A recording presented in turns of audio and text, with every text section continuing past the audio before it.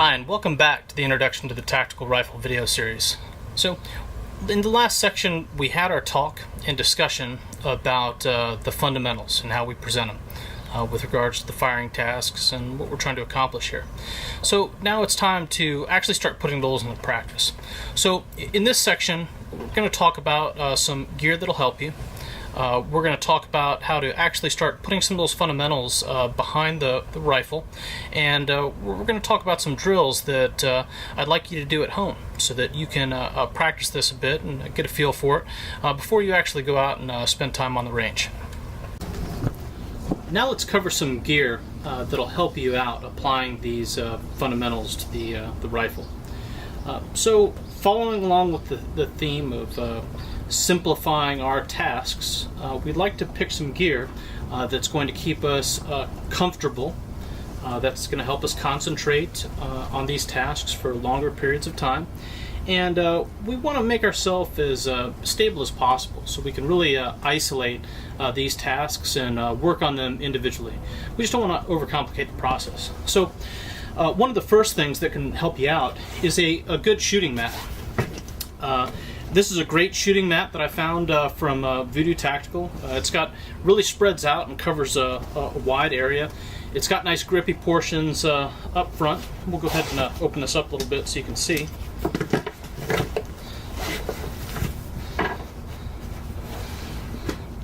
And it's got these nice molly loops here where it's got a pouch here where I can actually store some rifle data. Or secure some magazine holders if I don't want them getting kicked around the range. It's a pretty good mat, and I've been really happy with it. Of course, there's a lot of other good ones out there too. Just find one that's nice and comfortable for you. The next thing that helps out is some sort of shooting rest. I'm actually using a bag here. This is from Voodoo Tactical as well, and I've been really happy with it. It's got these nice stabilizer pads right here on the top where I can lay my rifle down and it holds it in place. It's got a nice little strap that I can take on or off, and it's got molly straps here on the bottom, so I can actually weave it in and secure it to this shooting mat if I really want a stable platform. One of the things that I like to use to help make this more stable is dive weights. Now, of course, I could use some ammunition or some loaded magazines, but for this video series, I want to stay away from recommending that because it leads to the chance of you leaving some loaded magazines in a pouch that you don't want to leave them into, and your kids could get access to it. You could take it somewhere where you're not supposed to. So it's just kind of a really good habit, even though a lot of us blow it off, to just keep that ammunition separate in a hot bag. So dive weights are really great. They kind of bend to the contour of the ground, and they keep it nice and sturdy. The other nice thing about this is I can build it up. So what I'll do is I'll take towels, maybe 3 or 4 medium towels to the range with me, and you can put them in here one by one to build it up higher or lower as you see fit to fit your body. So that's something else that can help you. Knee pads. There's nothing wrong with wearing a decent set of knee pads. Of course, these are just some of the old school cross-country knee pads that we used to use from Black Diamond. They're just simple. There's nothing worse than trying to concentrate on your fundamentals and putting your knee down on a rock or a piece of brass. So there's no shame in wearing a set of knee pads or a set of elbow pads for that matter. Of course, if you are going to wear some elbow pads, just be really careful. Some of the bulkier ones can cause a little bit of instability in your position. Now, a shooting rest like this. Now, these can be good and they can be bad. Okay, on the good side is that they can be very stable. So if we want to really isolate our integrated sight picture, for instance, or just our trigger squeeze and our follow through, these can be great because they're taking out the instability that's built in from our position or other things. But the other problem is that we kind of have a hard time building this up or down based off of our body mechanics. Remember, you might be higher or lower on the weapon just based off of your own body geometry. So sometimes these can be a little uncomfortable. The other thing is these don't actually have anywhere for the rifle to recoil. So if you don't have this weighted down very well, or it's not heavy enough, you might get a little bit more lift or shift during the firing process. So yeah, shooting rests, they're not bad. At this point though, I'd really stick with just a forward shooting rest. Even a backpack can work, if you can make a nice little divot in it. Another thing that can help you out is something to film with. An iPad or an iPhone, they can easily be set on a tripod, or a buddy can hold them, or you can just set it on a backpack looking at yourself. That way you can actually review footage of yourself and actually look at your position and help self-critique or compare it to others. Share the video with a friend and ask their opinions. So just some things to think about. Of course, none of this is mandatory. They're nice to haves. Of course, you can just lay down on the open ground and get some. We're at the point right now where we need to introduce you to a firing position. There's a lot of different firing positions you could choose from. There's some doctrines that call for shooters to start in the bench rest position. Bench rest position can be fairly effective, especially for larger body types who may be more comfortable behind a chair. It also does a good job of isolating some of the fundamentals to work on. However, it's really not a good platform to introduce tactical shooting from. So what I do is I teach from the prone position to begin with. The prone position is a great, stable position. After all, the most stable structure that you can use to support yourself is the ground. So we're going to try to get as much of our body on the ground as possible. Of course, larger body types may find this a little bit difficult, but I'm going to show you a few techniques that can make it a little easier. I want to present this as a way that you can practice this or dry fire it in the comfort of your own home. You could do this on a range. Just make sure you're doing it within accordance of your state and local laws. Okay, so I've laid out my area here and I've got my rifle.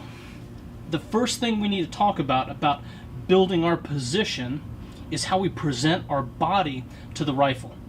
Now, I don't want to get too deep into biomechanics yet, but how we present our body to the rifle can affect how it moves during the firing process. Now let's think about that for a minute. If I were to take a board and place it behind this buttstock and then angle it at a 45-degree angle to the side, I place the buttstock behind it and pull the trigger. Okay? If this rifle fires, it's going to tend to deflect towards the direction that the board is facing. Okay? That's one of the ways that we present our body to the rifle can cause it to move during the firing process, deflection. We'll talk about some more later. So what I want to do is get myself aligned behind the weapon. I want to get as much of my body behind the rifle as possible. Okay, so when I line up behind it, I'm actually going to take my dominant eye, remembering back to when we tested for our eye dominance, and I'm going to put my dominant eye in line with the axis of the bore. The rest of my body is just going to fall in line. I'm then going to extend my feet to the rear. I'd like to get my legs open a little bit and comfortable. This is going to put my hips in good contact with the ground and as much of my leg in contact with the ground as possible. If I were to have my knees up, that's going to raise my shins up a little bit and cause my legs to wobble around. Now, of course, some of you may not be flexible enough to put your heels flat on the ground. You can stretch out a little bit to make this possible. But if you can't get your heels completely on the ground, that's fine. Just make sure you're in a relaxed state. We want all of our body to be relaxed here. Now, I'm not going to worry too much about where we're going to tell you to put your elbows or anything else, because we're going to do some drills that are going to help make some of those things just fall into place. Now that I'm aligned behind my rifle, I'm going to go ahead and move up and I want to take this buttstock and place it directly underneath my dominant eye. Now notice I said underneath my dominant eye. I didn't say my shoulder. Okay?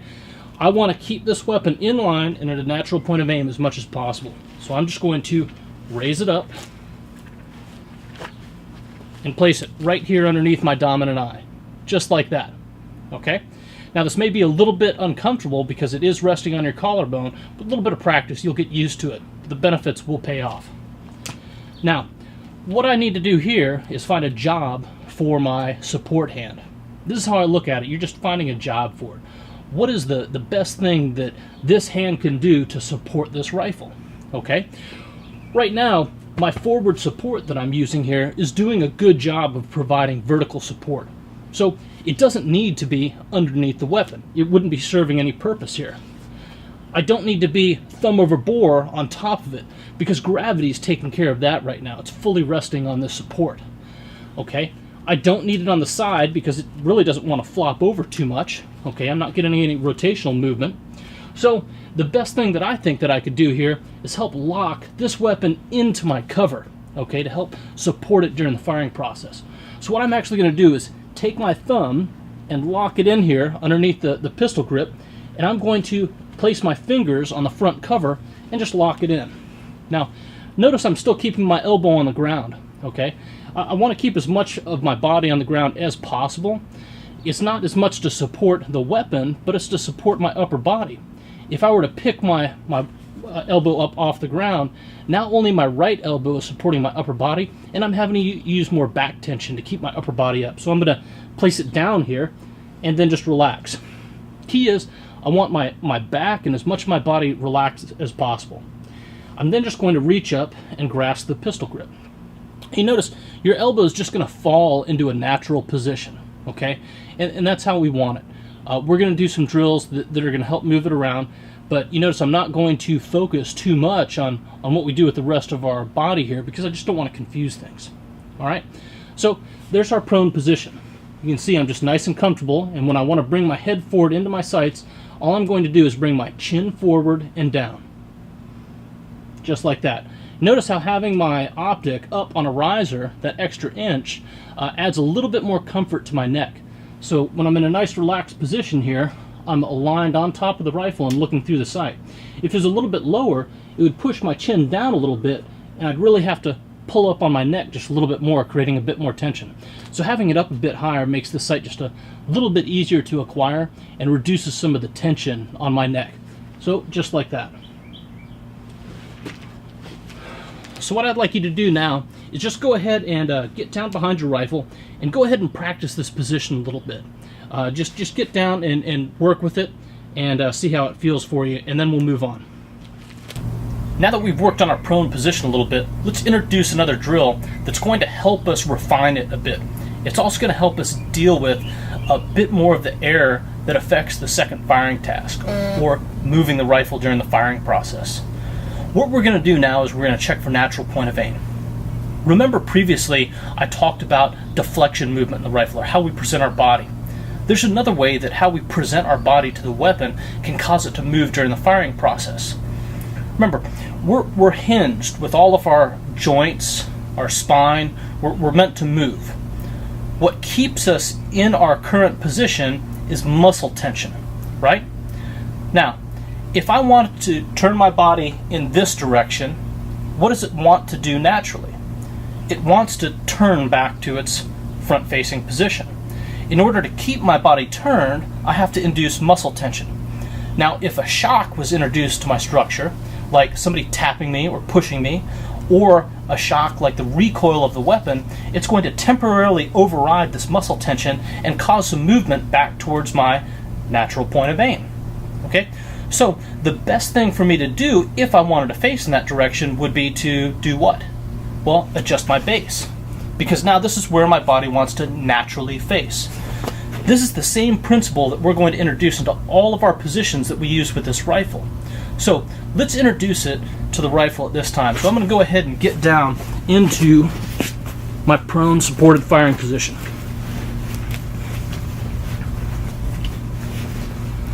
And then I'm going to turn on my optic.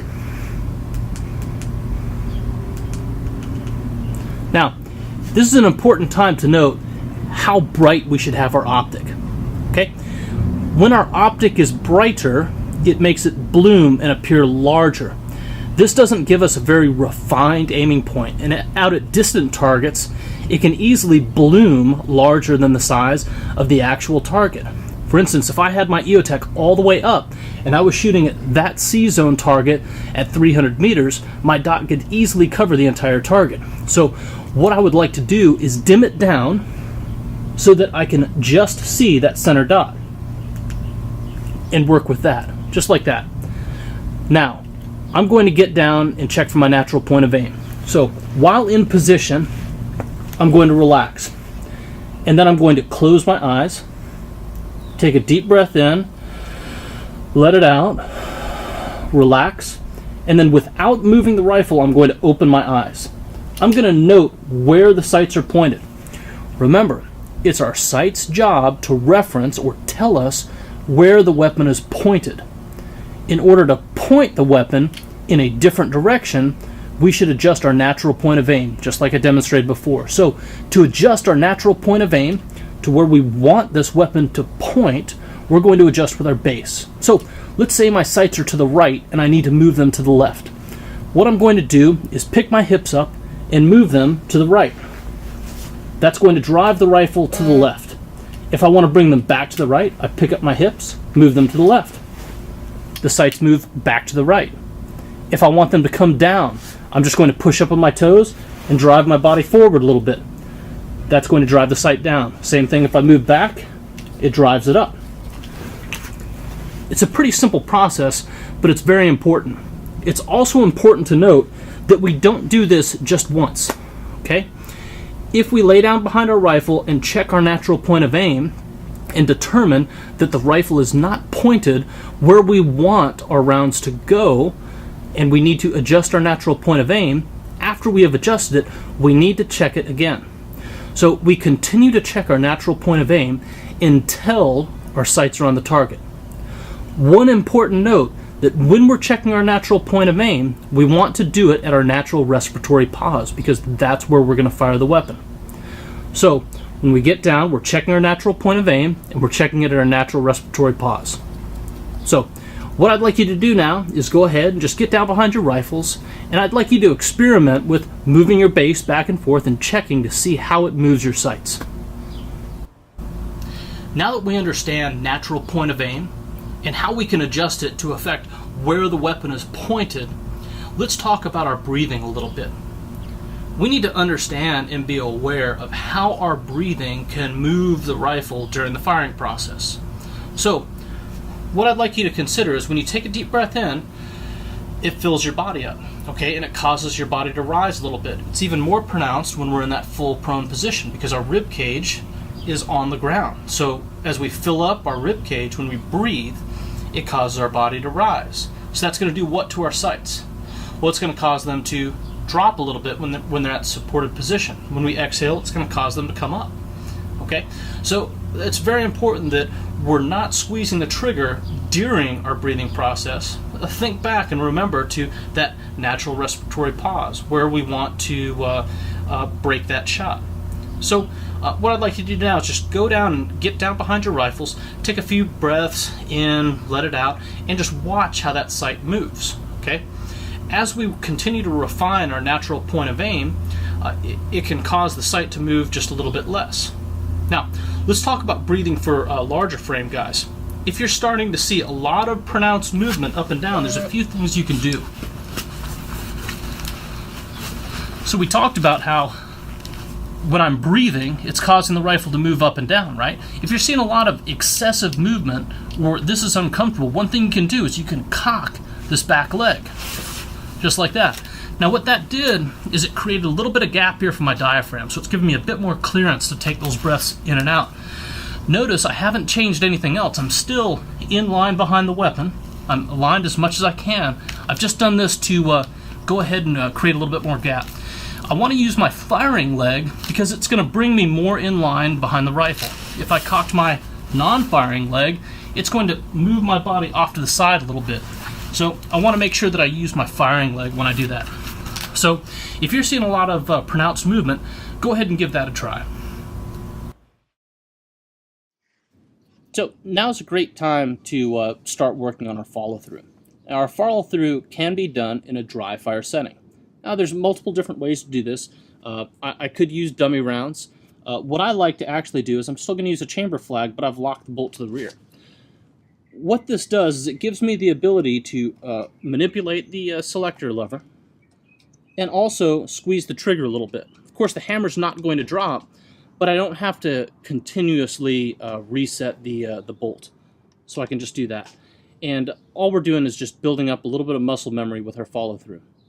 So we can just go ahead and get down behind our weapon,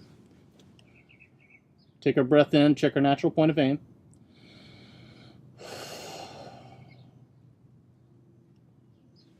Adjust if we need to. It may help if you just make a tape mark or find something on the wall that you can actually aim at during this process. And I'm just going to go through the process of I'm on target. I rotate the selector lever from safe to semi, finger still off the trigger. Finger comes on the trigger. Slow, progressive trigger squeeze. Hold it to the rear.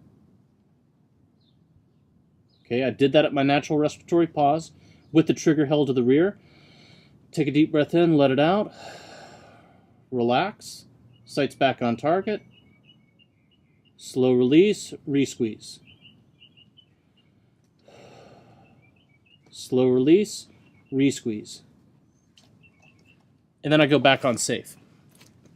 Now, you may notice that I'm going ahead and I'm doing a breathing cycle in between every shot. Now, of course, when we were firing, if we notice the sights move off the target and we need to point it back onto the target, what are we going to adjust with? Our base, that's right.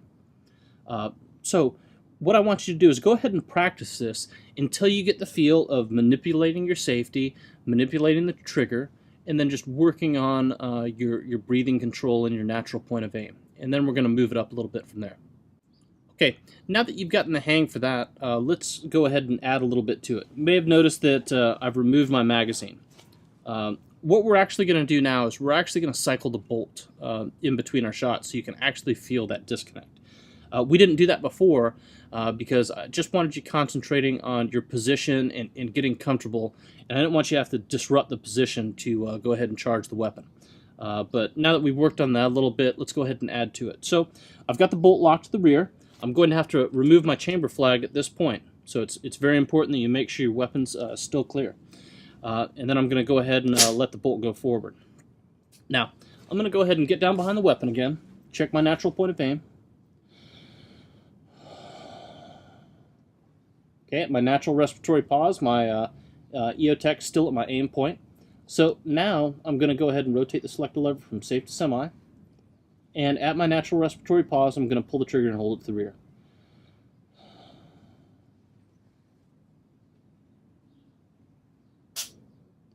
Now, while I'm holding it to the rear, I'm going to reach up here on the charging handle, and I'm going to cock it.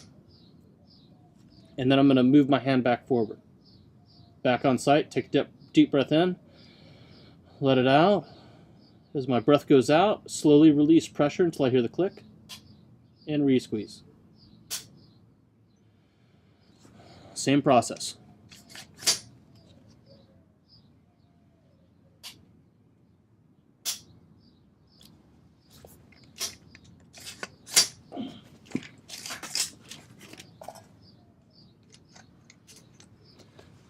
Okay, so it's just that easy. We're just working on getting a feel for your rifle's disconnector point and the weight. Notice that I'm not taking my finger off the trigger between shots. I'm keeping it here, and I'm just slowly releasing pressure, and at the point that it clicks, I stop and I retain pressure. And then I'm ready to re-squeeze again. It's going to prevent a lot of bad habits in the future when we start building speed, and we're wanting to pull the trigger a bit faster or sooner. So that's just something to think about. Now, grip on the weapon. When I grip the rifle, I'm only gripping with my bottom fingers as hard as I need to actually keep my hand physically in place. So I'm actually quite a bit relaxed. The reason is because our fingers tend to move in unison. We get that involuntary muscle contraction. So it's best to find is if you try to make a fist and hold it, and while you're holding it, extend your index finger and pull it back, you feel quite a bit of resistance. If you relax your hand, you can move it quite easy. And what that involuntary muscle contraction is doing is it's increasing the felt trigger weight of the weapon. So I want to keep my hand nice and relaxed and just concentrate on that trigger pull, if that makes sense. Okay, so what I'd like you to do is just go ahead and practice that. Let's start putting it all together. Let's start looking at our breathing, watching our sight movement, natural point of aim, and resetting the trigger. Those are really good dry fire tasks to do before you go out to the range. Get comfortable in your position, get comfortable with your weapon a little bit, and then we're going to start moving into some more tasks.